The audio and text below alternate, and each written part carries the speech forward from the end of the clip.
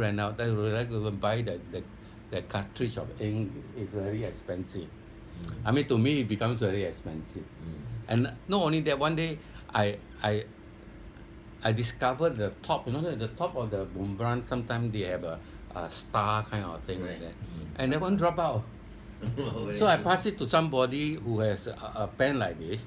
I said, "Can you help me go and get it replaced or not?" And he quietly took it there. Don't tell me, Pastor, very expensive. Then he fixed it. I said, "How much?" He didn't want to tell me. He just said, that's for you." So okay. But another day, another time, I I took it out. I accidentally dropped it, and the pen just went down like this. And then the bottom part got cracked.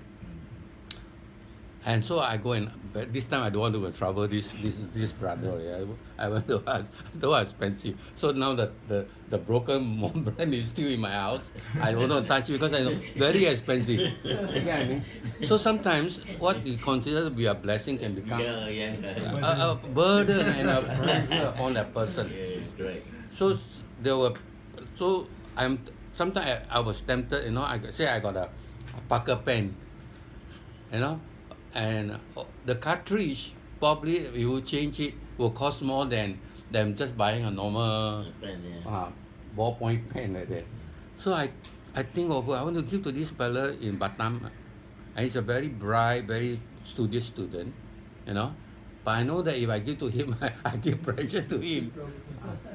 So don't understand. So I had to advise his brother because he was misunderstood by people when he tried to be helpful, but certain things since I've been Batam, I knew the situation there. So you can give very expensive thing. Either the person can sell it to somebody can afford it there, but to that person to own something like that can become a burden. Can become a real struggle. Very expensive. Yeah. So some of the printers and so on, one cartridge itself is about $30, $40, or $50 one cartridge. If it's a color one, even more. So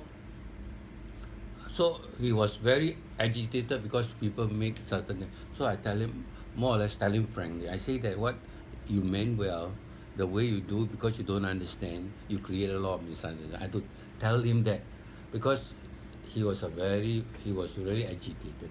So we need to practice, put away falsehood, pretense, and things like that. Then trust can develop, and especially in the community, no trust, very difficult to operate in life. Okay, so this is the first thing that in a community there is a need of that. And the second important area that we need to watch out is that anger. Now the Bible do not forbid us not to get angry. Okay, that your Christian must be like limping like that. But anger, there is a place of anger. We know Jesus did it when he cleansed the temple. So the Bible do not say anger, to get angry is wrong. But it says be angry, sin not. Now why God allow us to have this, somebody call it holy anger, righteous anger. We use that term. And there is a place for anger. Because if there is sin around, there is injustice around, sometimes you have to speak up. You cannot be coward to be quiet about that. So as a Christian, even in a community, sometimes we find that person's behavior, after much advice, we have to show some kind of sternness there to correct. So the motive of this anger is motivated by love. So if a community get together, all become soft like that, I think, and since it's not being corrected, then there will be problem. So anything that hurts the effectiveness of the fellowship, there is a place for anger to be shown. Of course, we don't get angry every day with cursing and swearing when we're on the road and so on. But I believe that there is a place, a time. But Paul make it very clear in the scripture that when you get angry, don't let your angers go overnight. Especially in your relationship again with husband and wife. We cannot keep anger. We know that sometimes couples, when they quarrel, 1 month also don't talk to one another. When they sleep, one face the other direction. But the Bible says that we are to learn to forgive. I mean, sometimes we have to show anger towards our children in the right way when they do something. Because if you laugh, and today sometimes we find that happens when children misbehave, parents treat them like it's very cute like that. You will find it? So one thing I can't stand is that if I see a child beating the parents, I would like to take the hand and smack the hand, From young, but the parents sometimes just laugh over it. They don't see that they were encouraging violence when they're so young already turn to hit their parents. If they can hit their parents, that means people outside also, they will be very, very aggressive, and things like that. So there is this area where proper anger must be displayed when a child or someone, a child of God, has not been doing what he should do. So there is that part to play, lifestyle. Okay, so in the community, if you get angry, of course the person who get angry must know the motive, the reason, the right reason to get angry. So this is the second one. The third one that is very important is that in the community, how to call it, mutual caring for one another is very important. But how do we show mutual caring for one another? I believe that the communist doctrine came about when people twisted the scriptures of Acts, where they all have everything in common.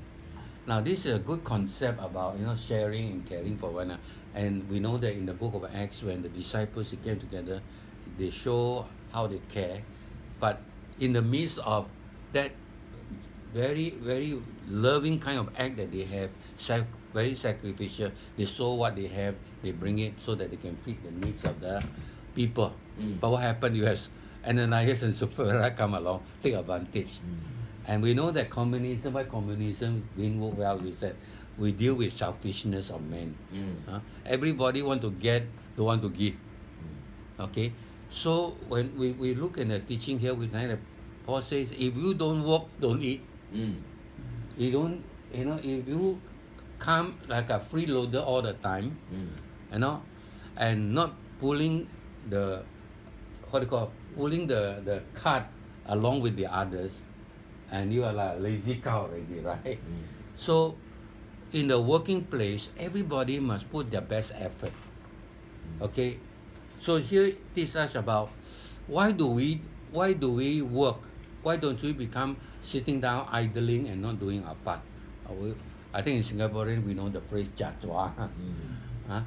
That means that you say all of you are supposed to work and help one another to get the job done, but somebody probably go to the toilet for a long time, don't come out. We say "jajwa" like that, also wrong.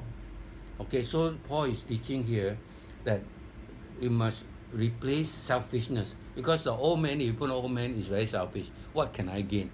But in the scripture, it tells us that we are to be unselfish. We work and so on so that we can give. Okay, I think that is very important thing. Sometimes you go mission work, for example. If they think that you are a very rich Singaporean coming to help them, and sometimes they become not prepared to do their part, so they're looking for handout. And any mission work that that if the people mentality is give me, the work will never grow. That's why I think the word "jiak gao" in China, I think was a phrase that the Chinese use it as an insult to Christian. It was used as a "jiak gao" because if you come to become Christian, I give you rice, so become rice Christian. So the attitude "jiak gao," I think, to me, it was a way that the people criticize those people who have come to become Christian at that time. They look for food rather than for the really following Christ. Of course, they are genuine believers, but there will be people chakao, you got rice to eat like that, huh? That attitude. And but we realize that Paul make it very clear: he that don't work, don't eat. Because why? We work in order that we can be a contributor, a giver, not a taker.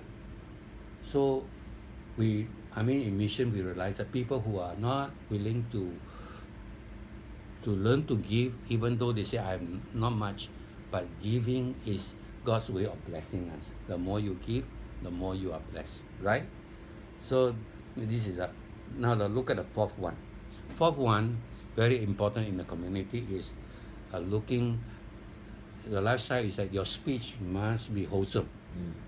It talks about that, in chapter 4 verse 29 tells us that don't let unwholesome words come out from your mouth.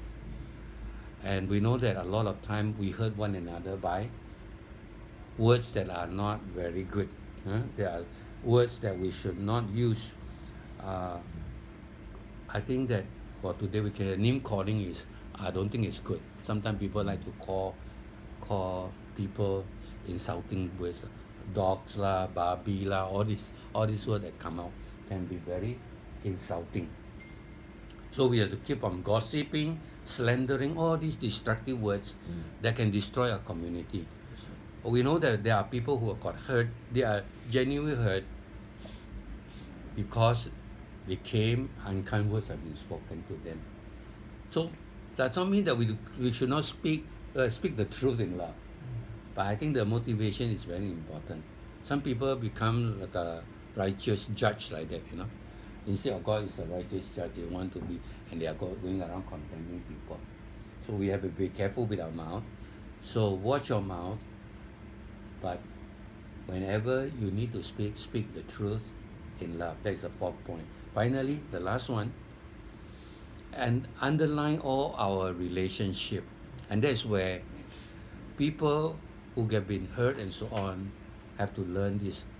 All of us here, I believe, one time or the other been hurt. Anyone who never been hurt before?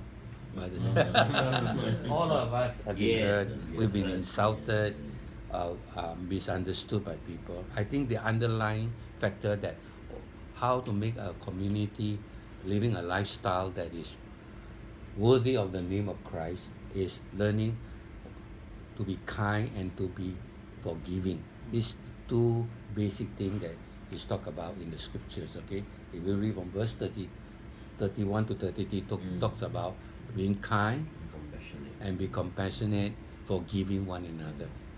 So these are the 5 very important ways that we should live. This is our lifestyle, the way of the Christian community.